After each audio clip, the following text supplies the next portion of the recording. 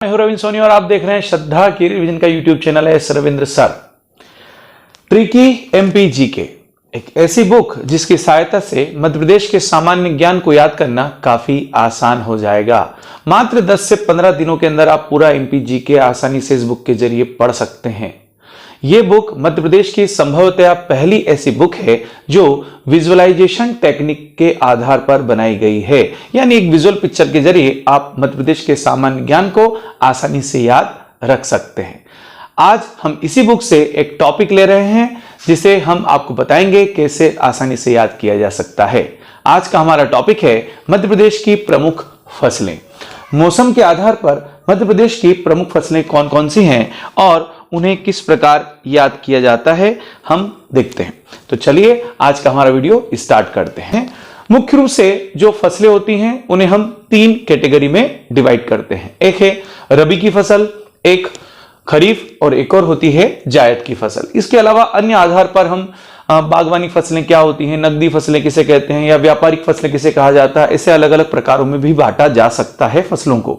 मगर मुख्य रूप से जब हमसे पूछा जाता है कि फसलें कितने प्रकार की होती हैं तो हम कहते हैं कि फसलें मुख्यतः 3 प्रकार की होती हैं। सबसे पहले आती है रबी की फसल। रबी की फसल कहते किसे हैं?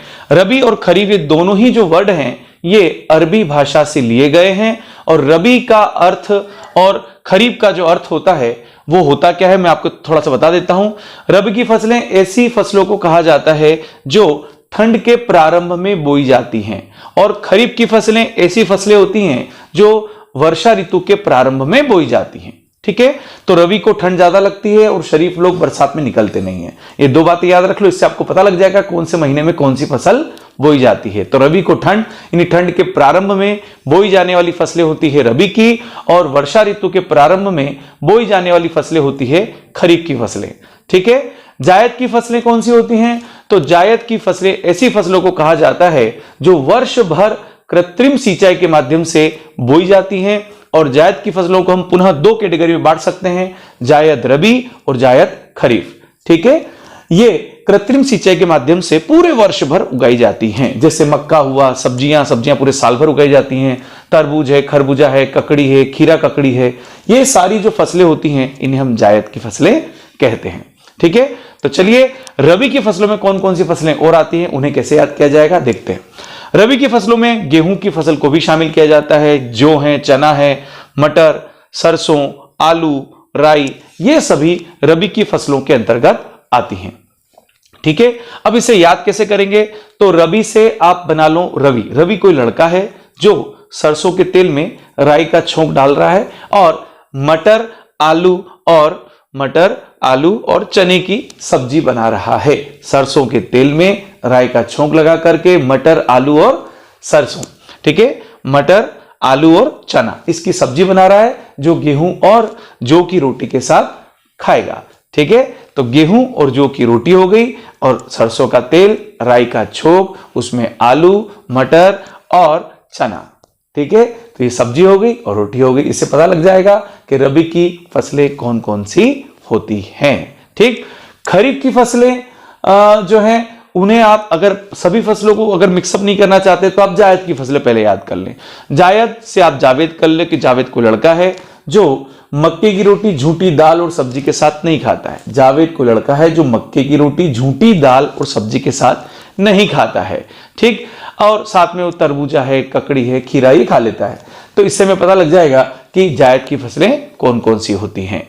जब जायद की फसलें हमें याद हो जाएंगी तो बची हुई सारी जो फसलें हैं वो खरीफ की हैं, जैसे कि चावल है, गन्ना है, तिलहन है, ज्वार है, बाजरा है, मक्का है, अरहर है, ये सभी जो फसलें होती हैं ये खरीफ की फसलें होती हैं।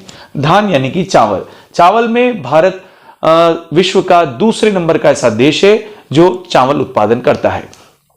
भारत जो है पूरे विश्व का करीब करीब 20% चावल उत्पादित स्वयं करता है। ठीक, और सबसे बड़ा जो क्षेत्रफल है चावल उत्पादन करने के लिए वो भारत का ही है। मगर हरित क्रांति की वजह से हम लोग गेहूं को प्रेफरेंस ज्यादा देते हैं। इसके अलावा जो गेहूं की अगर मैंने बात करी तो गेहूं उत्पादन में भी हम द्वितीय स्थान पर आते हैं। भारत का जो स्थान है वो द्वितीय स्थान माना जाता है। ठीक है, इसके अलावा कुछ प्रमुख वाणिज्यिक और व्यापारिक फसलें जिसे हम कहते हैं वो कौन कौन सी हैं उन्हें भी देख लेते हैं। जैसे कपास, गन्ना, तंबाकू, अफीम, चाय, कॉफी, पटसन, अलसी, तिल, सोयाबीन, ये सारी जो फसलें हैं ये वाणिज्यिक या व्यापारिक फसलें मानी जाती हैं। इनसे व्यापार या उद्योग धंधे जो होते हैं ये करने के लिए किसान उगाता है। जैसे जो जितने भी उद्योग धंधे हुए उन्हें कच्चा माल के रूप में जो फसल दी जाती है किसानों के द्वारा, वो यही फसलें होती हैं। इनसे उन्हें नगद प्राप्त हो जाता है जल्दी, तो इसे नगदी फसलें भी कहा जाता है। तो नगदी फसलें भी हो गई या व्यापारिक फसलें भी इन्हें हम कहते हैं। ठीक है, तो ये वीडियो आपको कैसा लगा कमेंट करके हमें बताइएगा। आपके सुझाव हो वो भी आप हमें बताइएगा। नेक्स्ट वीडियो तक इंतजार कीजिए, तब तक के लिए जय हिंद।